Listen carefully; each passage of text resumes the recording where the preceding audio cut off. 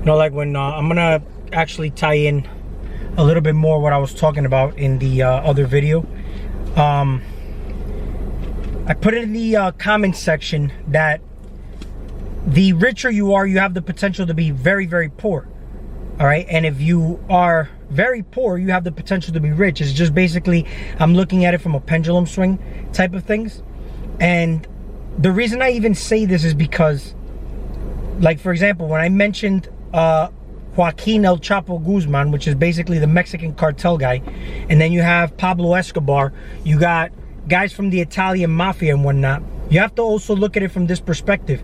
These guys were basically tip-top at the top of power, all right? And how did they end up? See, El Chapo, with all those billions he had, once he gets locked up, he's basically stripped of his wealth, his persona. Where they even told him he's not even a name anymore. He's just a number when he's in there. So they took his whole identity away from him. He is no longer even Joaquin El Chapo Guzman. He is just a number.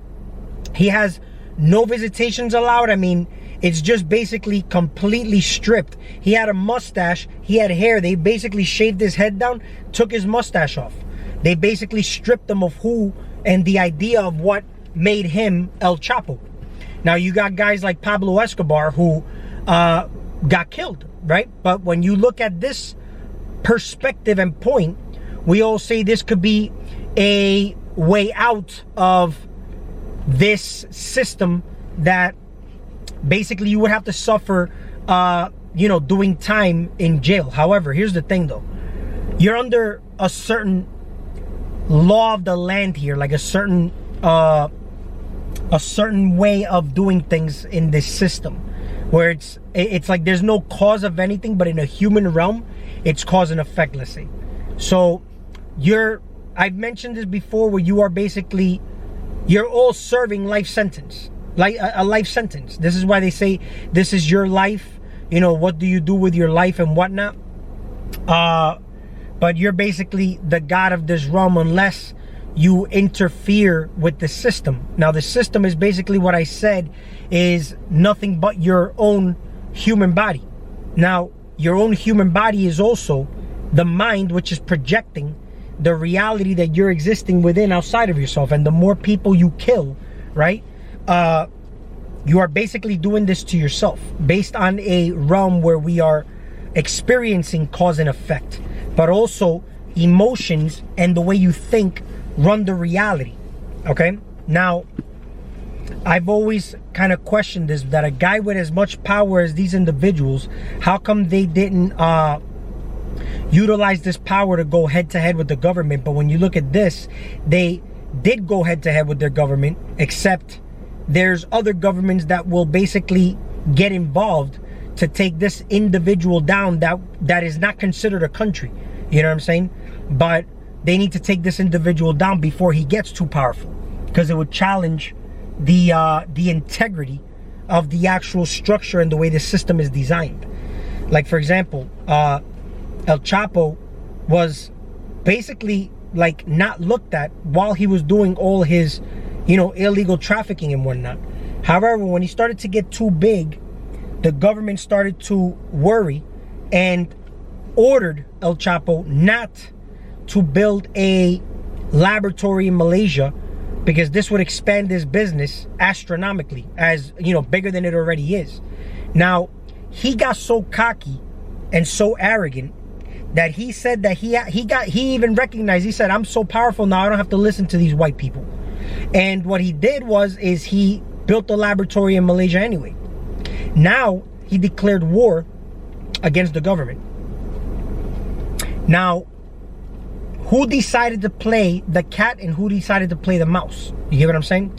Because from this point now, he was starting to run away from the government, and not only that, he was getting pressed so much that he said, fine, you know, I'll take down the laboratory in Malaysia, just, you know, stop chasing me. And they actually locked up his son and extradited him to the United States. So they said, no, you disobeyed a direct order. And now it's not even about the, shutting down the laboratory. The problem here is that you disobeyed the direct order from the beginning since when we asked you to do it. So now it's, now it's game on. Now you're basically in trouble. And he had so much money and so much power that he thought he can bribe his way out of anything. You know what I'm saying? And he had so much power that he was able to manage to escape from prison twice. But the thing to take into account here is that one of those times maybe the government was involved in letting him escape. And these are just, allegedly and speculations based on just things I've seen as far as the documentaries or the series that they had on him. Which of course is always a possibility that they sensualize these things, but it's always a possibility that they're actually very, very accurate. But, there was a lot of corruption in government and whatnot. So when you start to look at things like this, you say, okay, well, when you say, okay, then if this is all possible where the corruption is this big, right? What are the possibilities that this sensualization that they did, sensationalization they did on TV is actually not a reality? You know what I'm saying? But they let him escape all for the interest of, there was a guy in power and he wanted to make the guy that's currently in power look bad. So they let him escape to basically make the government look bad under this guy's control. So he basically let him escape, and he even let him know that he was going to let him escape, but that upon his escape, that he was basically going to be chasing him down, and he guaranteed he was going to capture him. And El Chapo said, "You will never see me again." However, he got so cocky, he started to he wanted to document his life so that people would never forget him. And what happened here is that he actually ended up getting caught by the government because he exposed himself rather than laying low.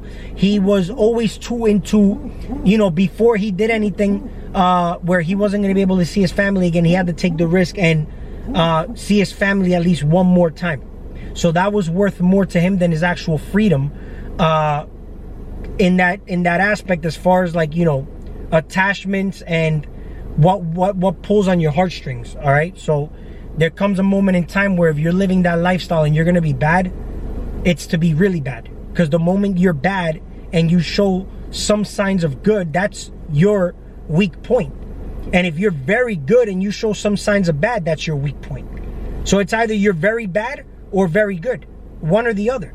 And if you're somewhere in the middle, then you don't have any eyes on you. You're just basically just a pawn in the game. You're just an extra piece in the game, like an extra in a movie. I mean, you're just there. You know what I'm saying? There's really no risks in your part of the movie.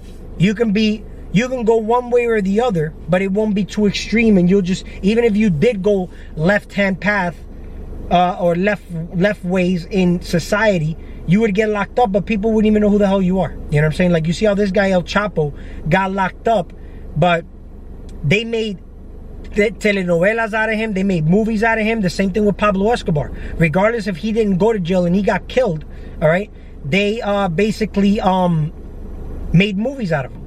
That's how big of a star they became, regardless if it's to your idea of bad and good. But when you look at the very system that you're a part of and that you're protecting and you're polarizing to, the system is also doing and these are based on my opinions. None of these things are things that I expect you to believe me in. Do your own research. I'm not a conspiracy theorist, but the pharmaceutical industry is no different than legal drug dealing. You know what I'm saying? It's all based on supply and demand. They make you think you need a drug. They make you believe in the concept of diseases.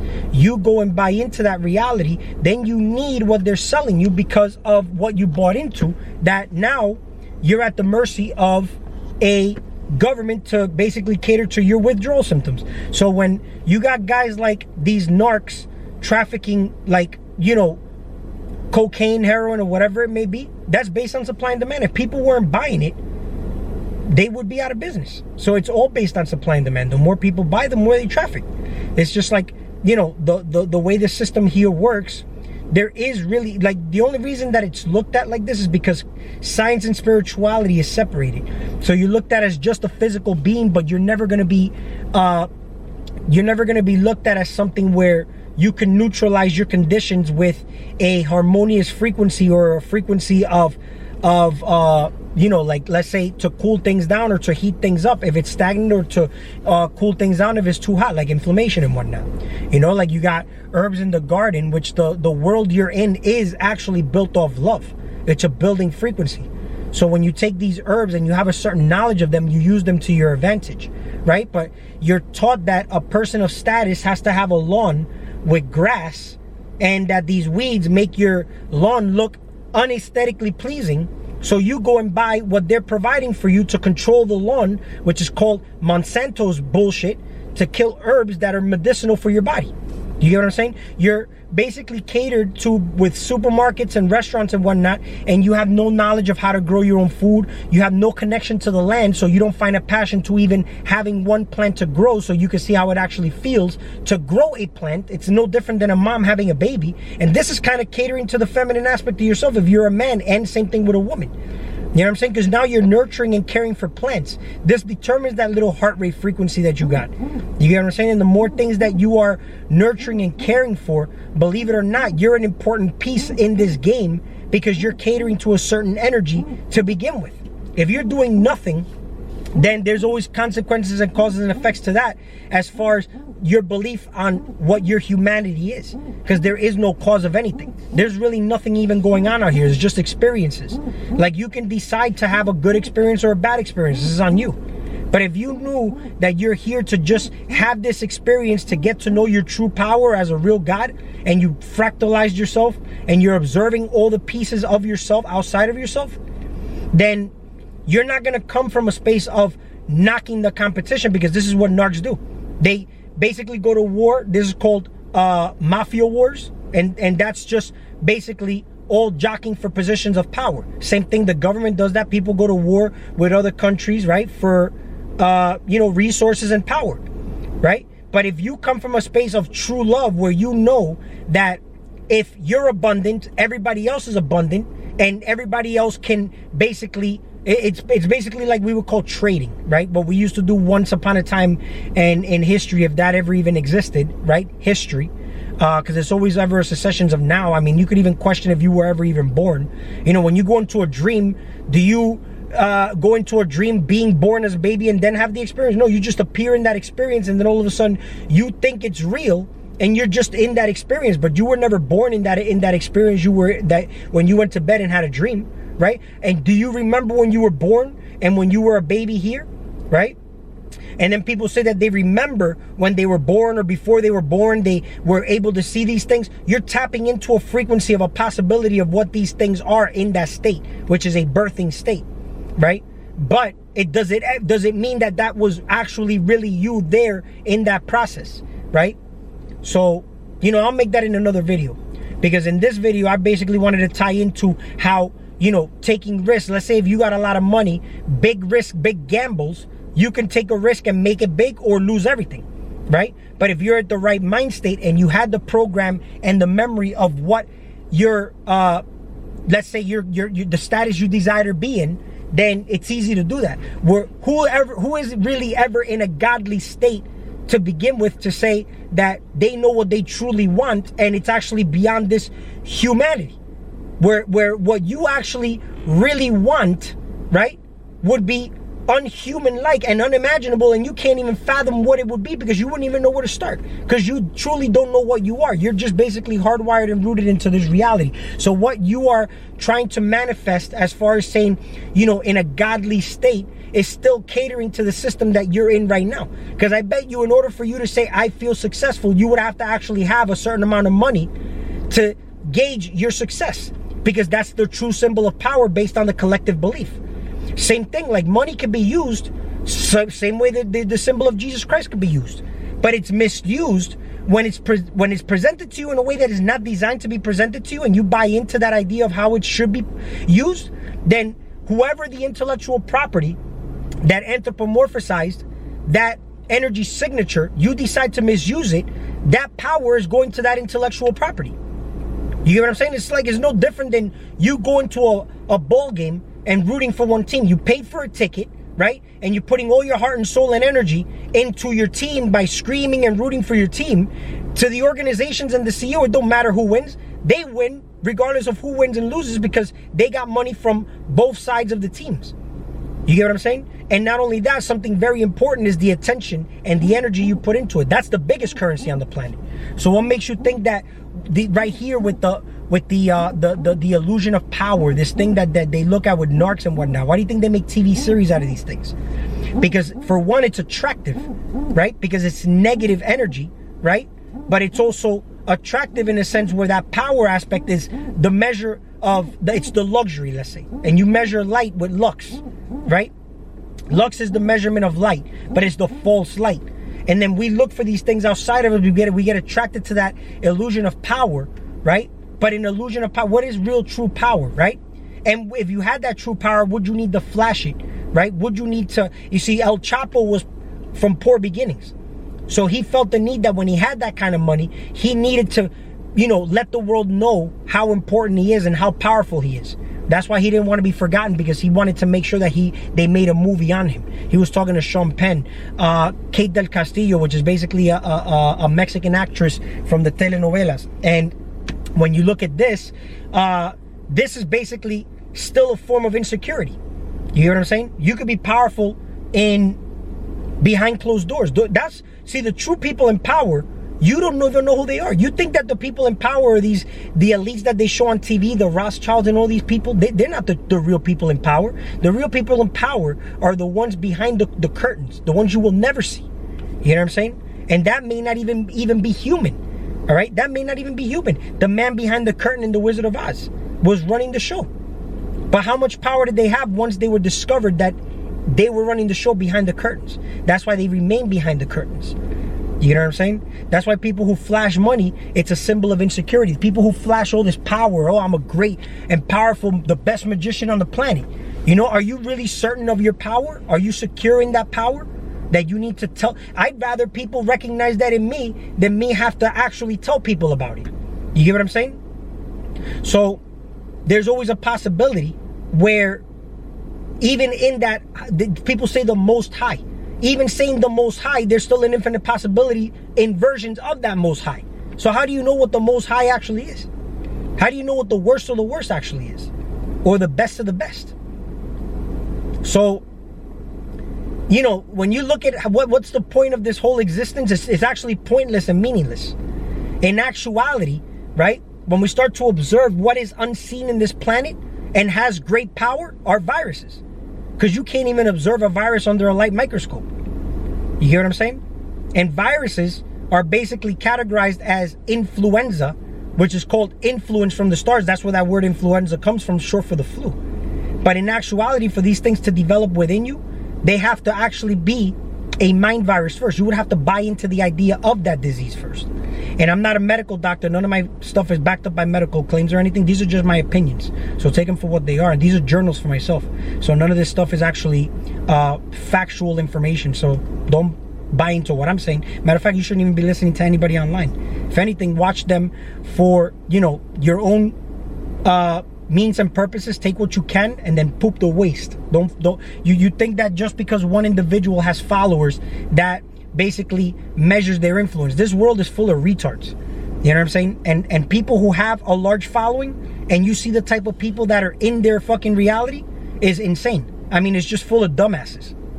So I'd rather have a smaller group, if that's the case, of powerful people who know who they are, and not look, you know, people being there just for being a fan club. Fuck all that.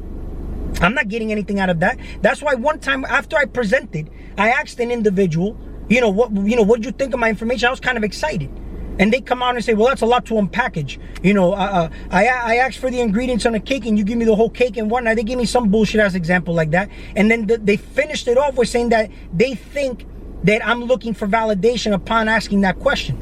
And in actuality, man, I really sat down and said, you know what, maybe there's a mirror of I'm using my ego to present this whole shit. But in actuality, my intent was to see what can come out of that individual that can either challenge what I'm saying or build onto what I'm saying. Because you know how many people I've spoken to that aren't even into this topic, is more or less spiritual Christians. I've gotten into conversations with them and they've lit me up into some things that I wasn't even aware of. And I'm like, goddamn. And they're on the polar opposite end of where I'm sitting at with my information. But I'm always still open-minded to what they're saying. Because I'm not going to directly absorb their shit as literal, but I can decode what they're saying, right? And I can also utilize what they're saying to my advantage, you know? Because everybody is showing you something, and they're there for a specific reason. Again, I made the example in the previous video. People are reflections, but they may not be direct reflections. It's two sides of the same coin. If you're very rich, you may be very poor. You're just rich in money, but you're poor in other areas. If you're very poor, you may be rich in other areas. You know how many poor people I've met that are fucking extremely in blissful, happy states? Look at these third world countries sometimes. You see these people, they're in like heaven. And then you see poor people trying to fucking commit suicide. Why is that? So what is that? The abundance is all an illusion. What is abundance to you? Abundance to one person may just be being very smart. And that's perfectly fine. That person is needed. Everybody's needed on this planet. You get what I'm saying? The fact that there's people debating others on YouTube and they're trying to censor them more. I mean, you're basically utilizing a system, which is called YouTube, right? That's depending on people using the app. And you're trying to get people off the app. That's like me trying to make everybody poor, right? And me being the richest guy, but then I got a product to sell, but you're all poor because of me and I can't afford, and you can't afford my product. How could you help me be richer? So in my mind, I'm thinking the abundance is true when if I'm succeeding, everybody else is also succeeding, right? And in order to empower yourself, you empower others. But you have to be empowered first. No different than you wearing your oxygen mask on first before you try to save other people. Because if not, what's the point of you going to save other people if you're going to die before you even get to them? To help the poor, you can't be one of them. So when you start to look at the pendulum, right? There's a pendulum swing, right? But when you're in that state, right? You could do it in a harmonious frequency with the system, or you can go up against the system. But when you're going up against the system, right? The whole thing is there's going to be layers to this because you're going to be going up against more than one system. You're going to be going up against a whole world of systems if you're doing this in a physical realm. The body, right, is always going to strive for its homeostasis. That's what your body does. And you want it to work. Whenever you're fucked up in bed, you want the body to overcome this fucking upgrade you would want to call a frequency of a virus. You want it to work so you can get up and feel better and enjoy your fucking life, right? What do you think this world is doing? This world is ran on these same systems that mirror your same body, the way the immune system works, to get rid of waste that's not conducive to society. So if there's an individual that's not conducive to society, you will be put in a safe place, in a jail cell, away from other people, away from society, disconnected from even your own family, because this could go very deep. You may have the influence of a godlike frequency that others may actually catch from you just being out in society, that people can actually utilize in actual business and not in an illegal way, but in a legal way. Where if El Chapo or Pablo were using this type of strategy in real life businesses, they'd be billionaires without them being illegally doing anything. Because taking out the competition or killing people wouldn't be physically done. You'd be doing it by just killing ideas and killing things that aren't serving you in your life, by either, you know, discarding it, or basically being in a frequency where you're so in godly state that these things will just fall off and you have to do nothing, right? They're not at your level, and they can't even handle the potency and power of your light, so they just fall off. If you like this video, like it, and we'll talk soon. I'm gonna have to try in another part because this video is gonna cut off, but we'll talk soon.